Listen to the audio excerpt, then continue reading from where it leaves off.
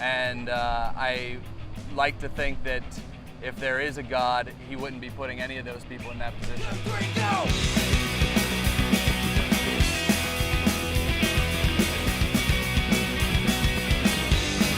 Who influenced you as a drummer, or a person in your life who influenced you to get into music? I've never been very good at drums, and so I could never really be influenced by other drummers, but what I was influenced is by the anger and the frustration that I have.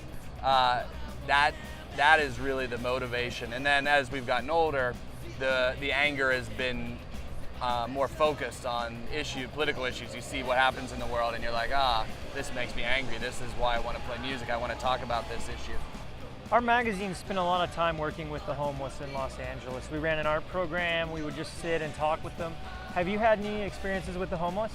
I do. I have a friend in Squirrel Hill in Pittsburgh where I live, and we hang out. And it was funny. The one day I was like, I'm gonna go to the movies. You want to come to the movie with me? He's like, what movie you seeing? And I was like, it was like Sex and the City or something like that. He's like, I don't want to see Sex and the City. I was like, okay. He's like, but I'll catch you on another one. You go see like an action hero movie. I was like, okay. It was great for me to just see the real human side of it. And so when I'm home, we hang out, we talk on the street, and it's a good time. That's awesome. When we were on Skid Row, people we found were at the lowest point of their life. There's 10,000 homeless in a 9x9 block. But the most interesting thing I found was a lot of the homeless would claim Jesus as Savior. So I was curious, what is your perception of Jesus? I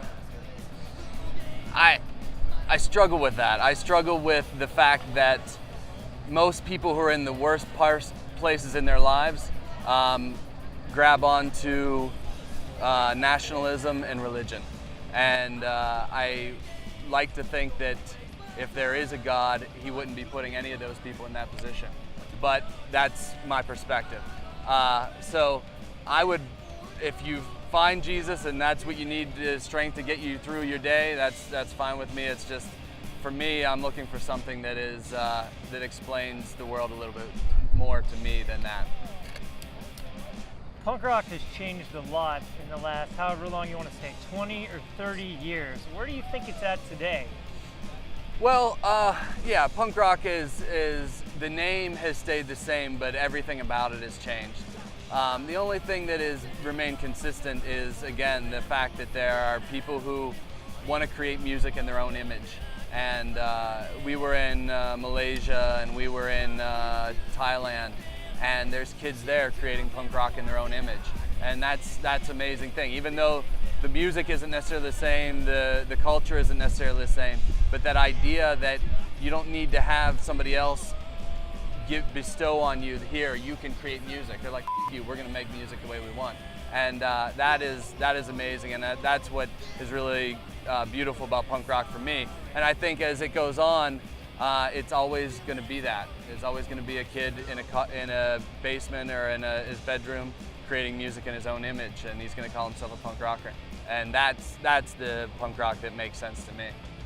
Anti-Flag has played a long time. Everybody knows who Anti-Flag is, especially in the punk rock community.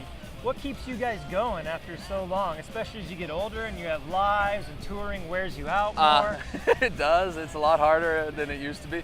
Well, today, actually, a young gentleman, actually is probably mid-20s, came up to me and said that he was in Afghanistan and Iraq, and he had Anti-Flag records up and Anti-Flag posters. They told him to tear them down, and he put them back up. They told him to tear them down. He put them back up, and now he, he's out. Luckily, he's not dead, but he's got PTSD, and the Anti-Flag had an impact on him, and it helped him get through that situation.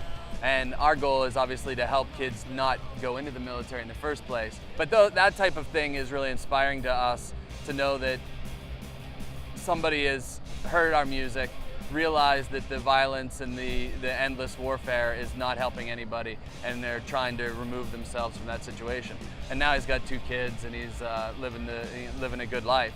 But yeah, that's the kind of thing that really is inspiring to us, that keeps us going.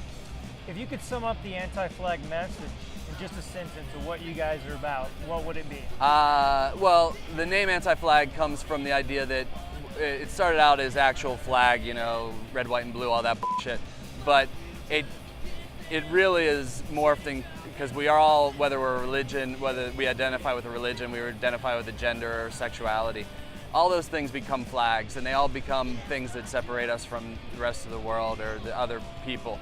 And the goal of Anti-Flag is to say, you know what, we can be who we want to be, we can be ourselves, but those boundaries don't need to really separate us. They can we can overcome those boundaries and connect with other people.